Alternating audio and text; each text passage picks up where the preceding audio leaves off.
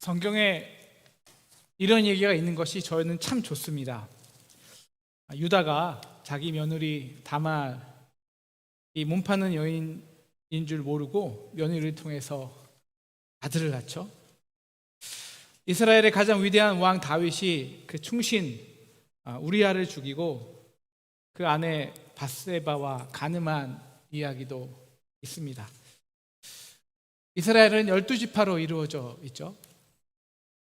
오늘 말씀은 12지파 존경받는 믿음의 조상들이 사실은 이렇게 태어났다고 라고 적나라하게 밝히는 말씀입니다.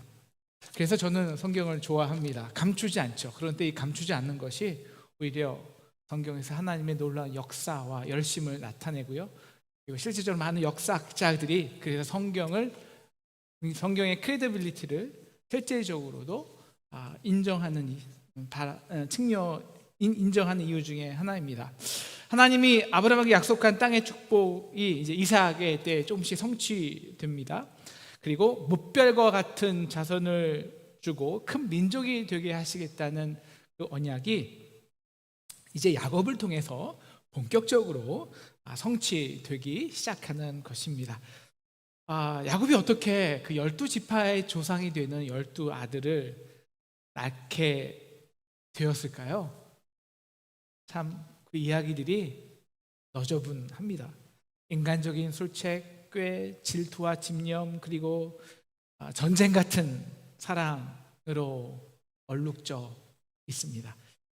라헬을 보자마자 반한 야곱이요, 라헬과 결혼하기 위해 7년 동안 삼촌 라반을 위해 섬겨 수고를 다합니다.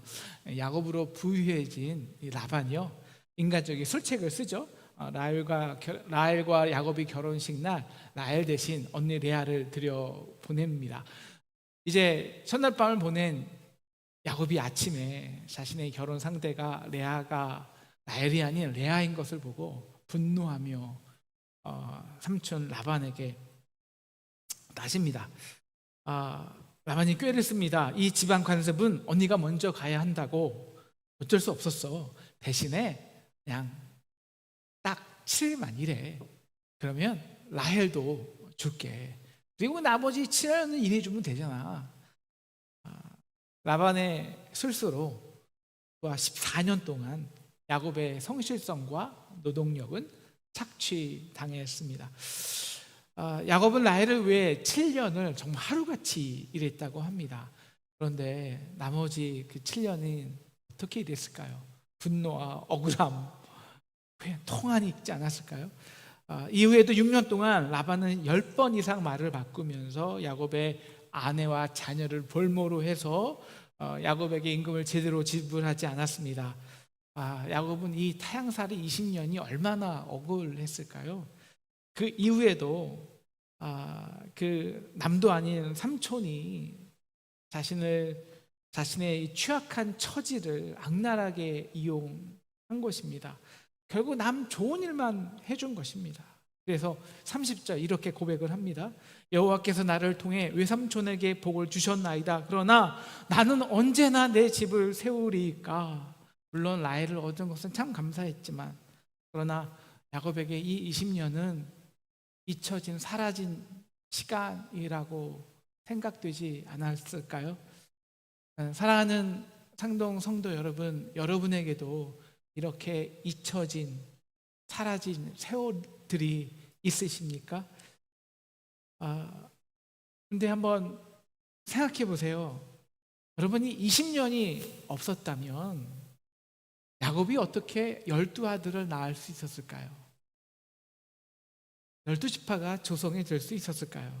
우리 수요 속장 브릿지 때 한 성도님께서 이렇게 나누어 주셨습니다.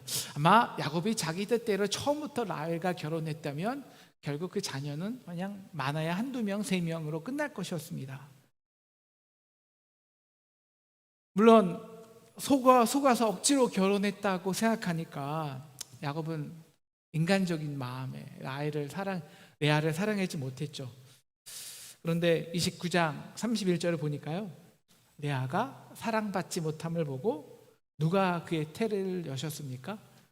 네, 바로 야곱은 낙담하고 분하여 마음을 멀리했지만 오히려 사랑받지 못한 레아가 아들을 숨풍 낳기 시작하는 것입니다.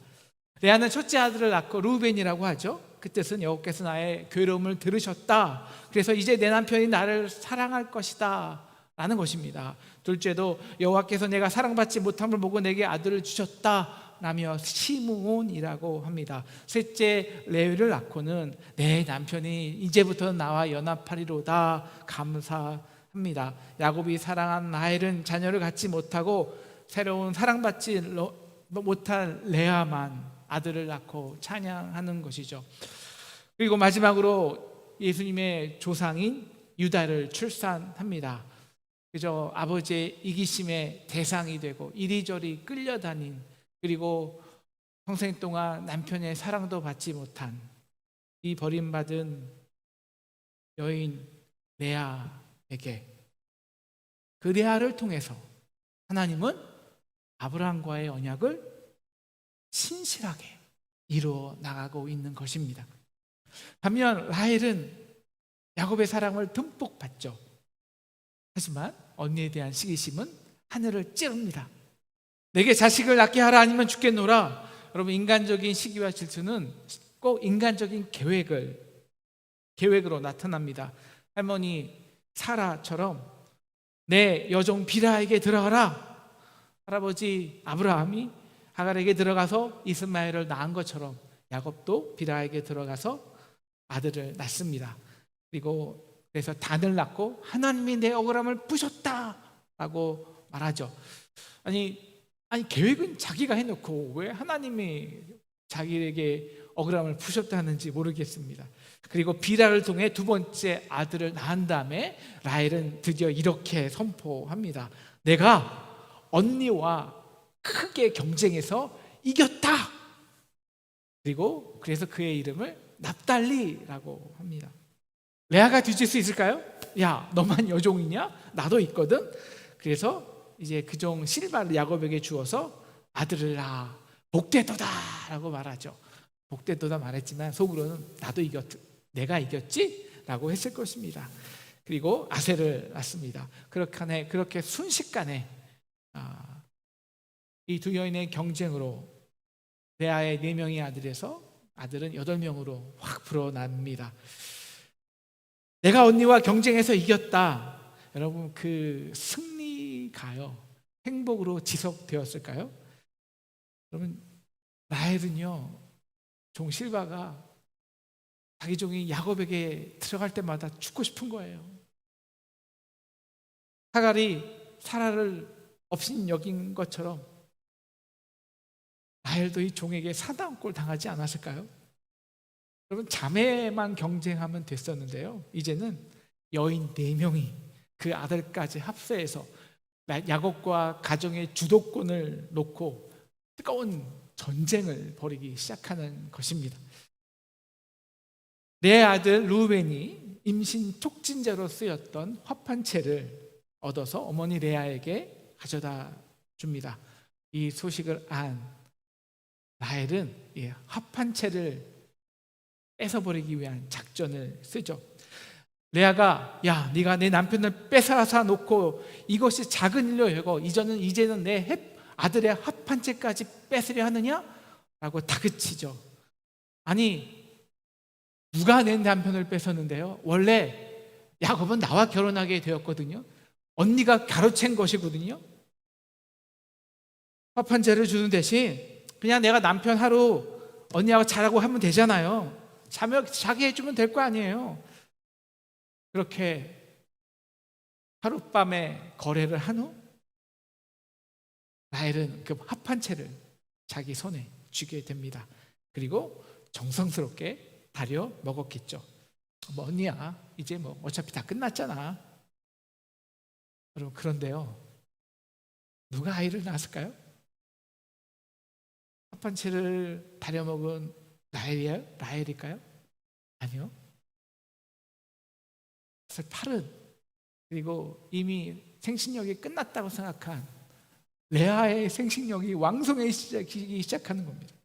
그래서 5번째 이사가를 낳고 6번째 스불론을 낳아요. 그래서 20절, 하나님이 내게 후한 선물을 주셨다라고 감사하며 내가 남편에게서 6 아들을 낳았으니 이제 그와 나와 함께 살리로다 좋아합니다.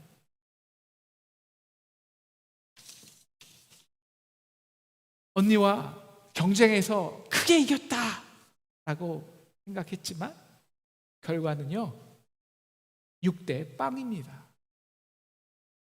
이제 라헬은 완전한 죽음을 경험하는 거예요. 그래서인가요? 22절, 라헬이 그 모든 것을 내려놓았을 때 하나님이 라헬을 생각하셨고 그의 태를 여셨습니다. 그래서 낳은 아들이 요셉입니다.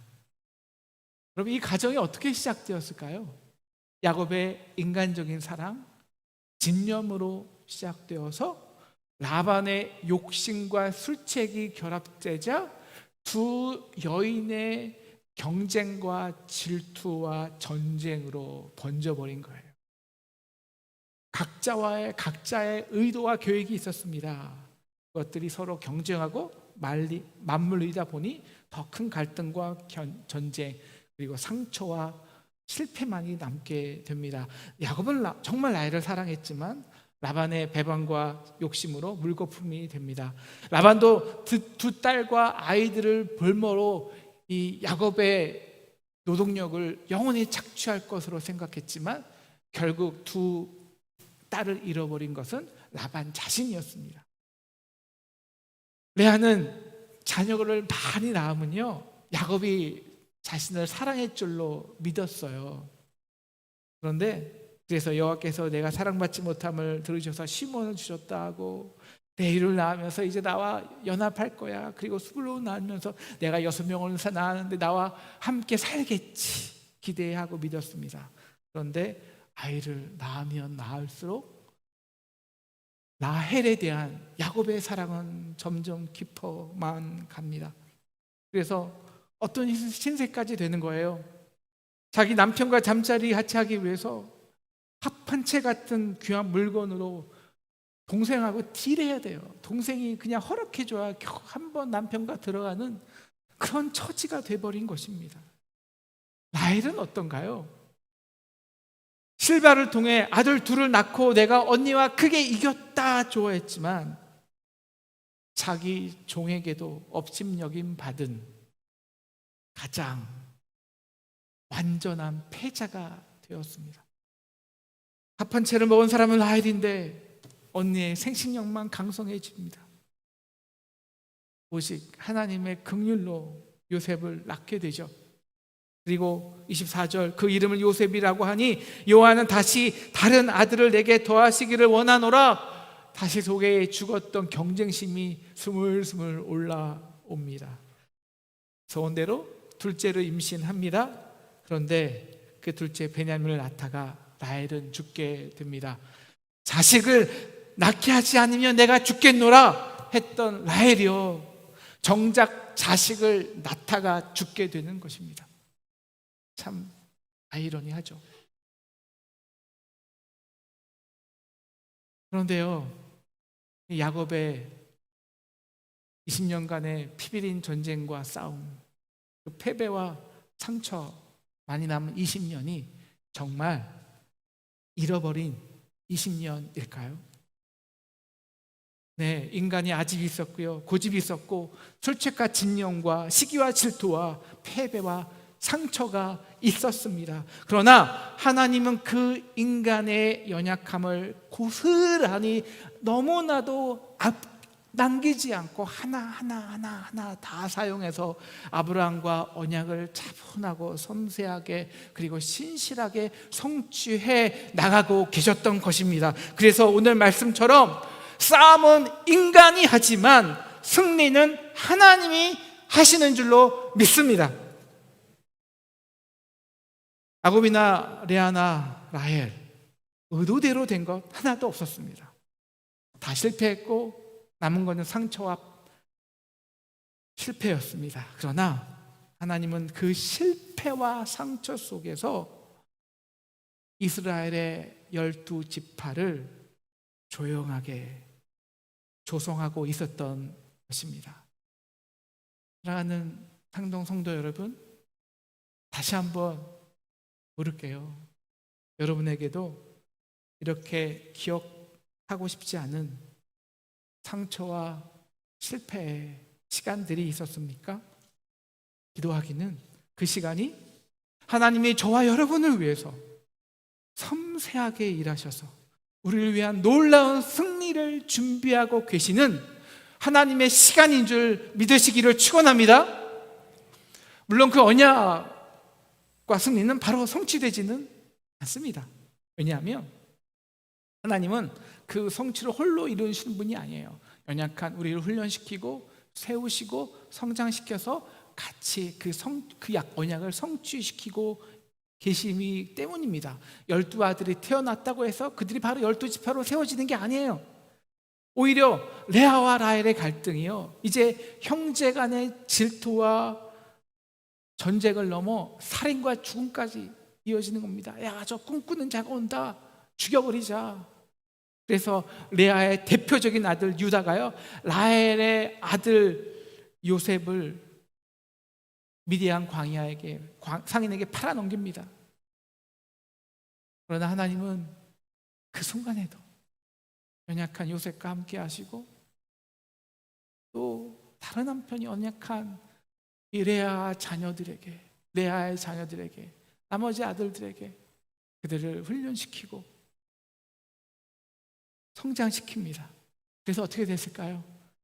라헬의 아들 요셉을 팔았던 유다가 나중에 보면 알겠지만 또 다른 라헬의 아들 베냐민을 위해서는 이번에는 그 베냐민을 위해 내가 스스로 종이 될 거라고, 그래서 베냐민 냐면 남겨두라고, 그렇게 근사하게 복의 근원으로 성장하게 됩니다.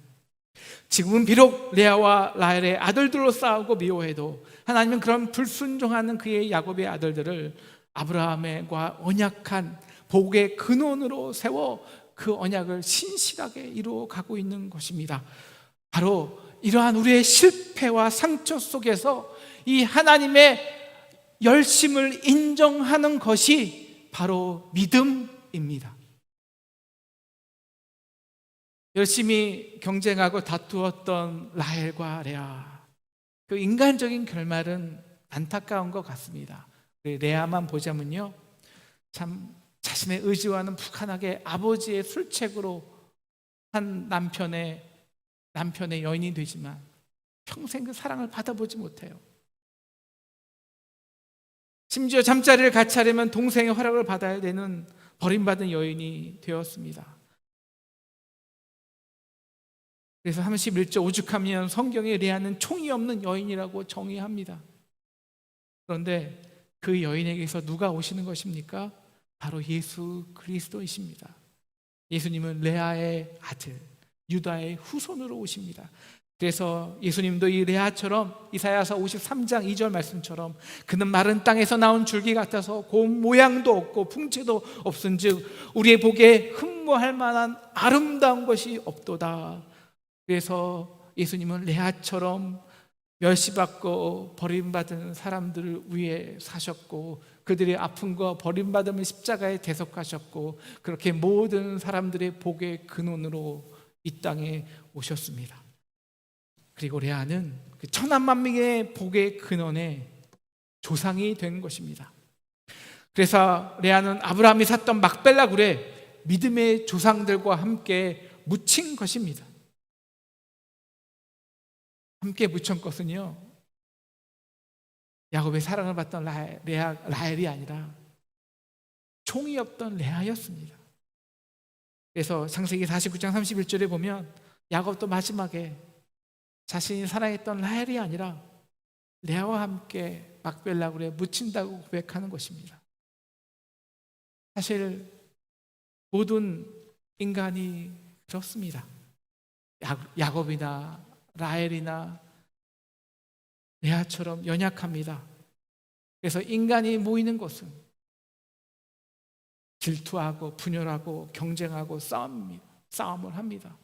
한 가정에서도 전쟁이 벌어지고요, 회사에서도 주도권을 위한 술책과 집념이 넘쳐나고요. 한 국가 안에서도 진영 논리 많이 팽배합니다.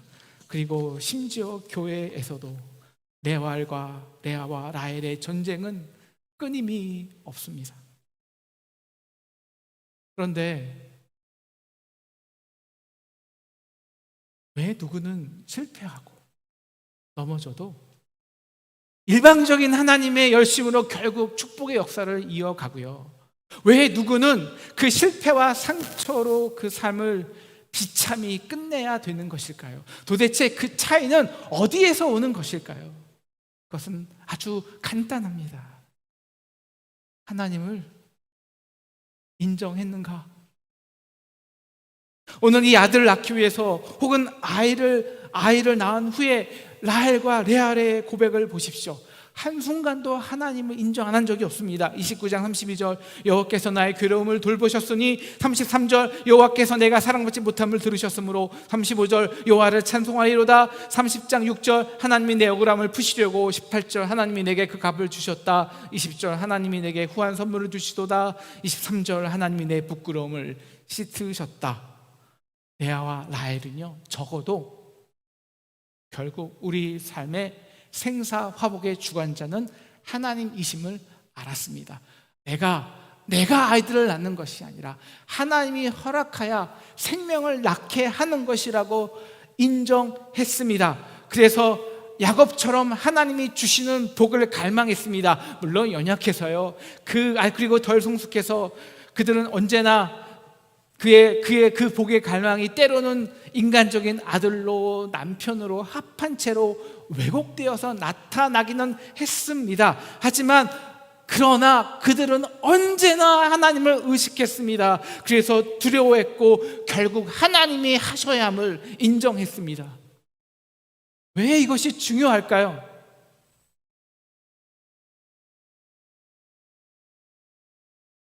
그들의 실패와 상처와 다툼 속에서 하나님이 조용하게 하지만 열심을 내어 일하실 때, 그래서 그들의 한숨을 결국 찬송으로 바꾸어 주실 때, 이 모든 것이 하나님이 하신 은혜라는 것을 고백하기 위해서입니다. 그래서 인간의 한심한 질투가 하나님의 한없는 은혜로 결말 지어질 때 그 한량없는 기쁨과 감사로 예배하는 것입니다. 그래서 하나님의 복을 전하는 진정한 복의 근원으로 성장하는 것입니다. 모든 교회가 그렇듯 저희 교회도 참 치열한 레알과 라헬의 경쟁과 전쟁이 있습니다. 때론 그 진영의 틀에 눌려 옴짝달싹 못하는 저 자신을 보며 괴로워합니다. 그리고 그 진영에 갇혀 교회가 한 걸음 앞으로 나아가지 못하는 모습을 보면서 조금은 낭망하기도 합니다. 리더 브릿지를 하시는 분은 아시겠지만 담임 목사의 소명은, 은사는 딱 하나입니다. 서로 다른 지체들을, 그리고 4명의 여인에게서 난 12 형제를 한 이스라엘로 그리스도의 몸으로 세우는 것입니다. 그런데 저는 그렇게 할 자신도 능력도 은사도 없음이 한없이 슬프고 절망스럽습니다. 솔직히 제가 이제 1년 6개월, 1년 반 넘었는데요, 1년 반도 안 된 주제에 제가 뭘 그렇게 깊이 알아서 이 상동에서 40년, 50년, 70년, 80년 그렇게 오래된 레아와 라헬의 경쟁과 아픔과 상처를 어떻게 알겠으며 그 자녀에게 이어져 오는 그 갈등의 깊이와 아픔을 제가 어떻게 알겠습니까? 알아서 품을 수 있겠습니까? 그런 척은 할 수 있겠지만 제 능력으로는 아무것도 할 수 없습니다. 그래서 제 심정은 아이 한 명 낳지 못하는 라헬의 심정입니다.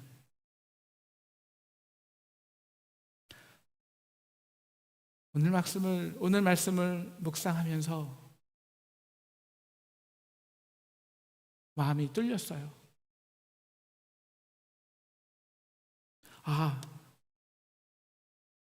지금이 하나님이 열심히 상동과의 언약을 이루어 가시는 시간이구나.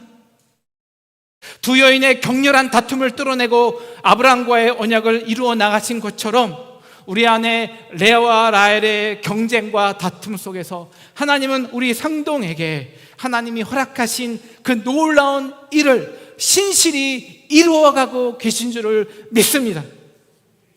사랑하는 상동 성도 여러분, 비록 지금 우리는 레아와 라헬처럼 인간적으로 계획하고 때론 경쟁하고 때론 실패하고 때론 좌절하지만 하나님은 그렇게 우리의 불순종을 훈련하시고 우리의 연약함을 동행하셔서 분명히 복의 근원으로 근사하게 세워져 가시는 줄로 믿으시기를 축원합니다.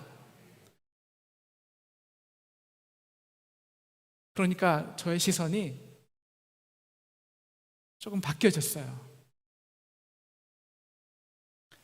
여러분, 이제 우리도 우리의 시선을 조금만 넓혀야 할 때가 되었습니다. 아마 라헬과 레아가 전쟁할 때는요, 이게 너무 중요했을 거예요. 야, 이게 내가 낳은 자녀인가? 내 종이 낳은 자녀인가? 그래서 내 편인가? 남의 편인가? 이것이 중요하겠죠. 누가 아들을 많이 낳았냐? 누가 경쟁해서 이겼냐? 누가 합한 채를 챙겼냐? 누가 야곱을 차지했냐? 누가 결국 이겼냐? 이것이 너무너무 그 당시엔 중요하겠죠. 그러나 이제 우리는 우리의 시선을 하나님의 열심으로 이동시켜야 합니다. 우리가 조금만 하나님의 역사의 시선으로 바라보면 그거 별로 중요한 거 아니에요. 중요한 거는요, 그 한 명 한 명이 누가 하냐가 중요하지 않습니다. 바로 그 한 명 한 명이 온전한 12지파가 되는가, 12지파로 이스라엘의 하나님과 아브라함과 약속한 언약한 이스라엘의 민족이 되는가, 12지파가 되는가, 그리고 나중에 그것이 예수의 십자가로 온전한 교회가 되는가, 이것이 중요한 것입니다. 이거 외에는 아무것도 중요한 것이 없는 것입니다.